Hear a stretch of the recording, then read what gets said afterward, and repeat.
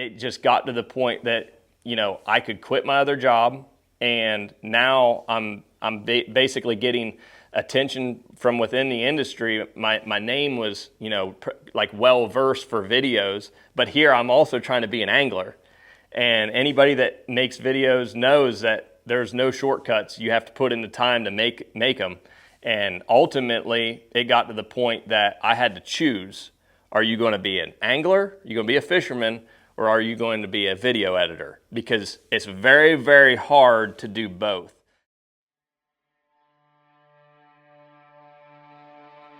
Got a really good jump out of the gate, Daniel. I was watching him closely. He had a preferred gate pick for this heat race, and comes out firing, getting in that tight apex 180 first turn. Biggin. Coming towards you. Please, Lord, come on.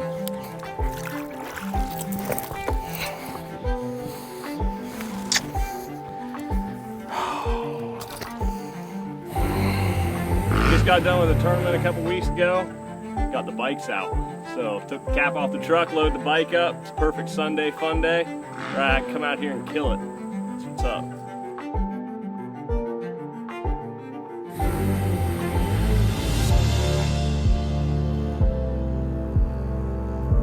Short of the overall lead with 85 pounds, 7 ounces. Get loud. Abu Garcia Pro Hunter Shryock. Yes!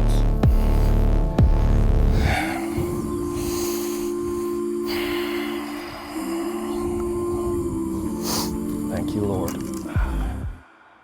Yeah, for me, you know, growing up, I've always raced motocross. Me and my brothers, that's what we did all the way up until I turned 22, basically. I raced professional motocross, 16 to 22. And have always fished. I've always fished all my life, had a lot of fun doing it, but it was your typical pond fishing, streams, creeks, stuff like that. And then it wasn't until later, I was about 24, 25 years old, I really started getting into bass fishing.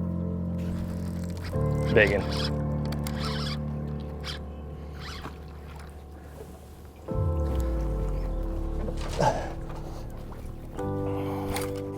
Clear back.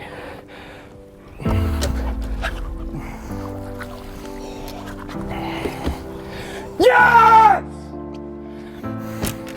Yes! Thank you. So, got my first boat. Basically fished the Opens in 2013. That was my second year of tournament bass fishing. Had no idea what I was doing. And now you look at 10 years later at where we're at, and I still don't feel like I'm where I want to be. Obviously, it's a continuous learning process, this whole thing, and it's been a wild ride for sure. Yeah, so really my experience from racing, you know, growing up all these years, you know, working on my motorcycles when I was younger, and you know, I'm kind of a gearhead, so I know how important it is to have my equipment work. When I partnered up with Phoenix and realizing about these boats specifically, because all boats are really good nowadays, but they pay such good attention to detail, and it's the little things, small details that make all the difference when I go fishing all throughout the year. And I have to have my equipment work, you know, non-stop. I can't have a day that it's not working. And you know, to be able to go through and just check things, maintenance, simple things like that, I'm so accustomed to doing. And when I check the bolts in my Phoenix, this stuff's not coming loose, it's staying tight, things are where they're supposed to be.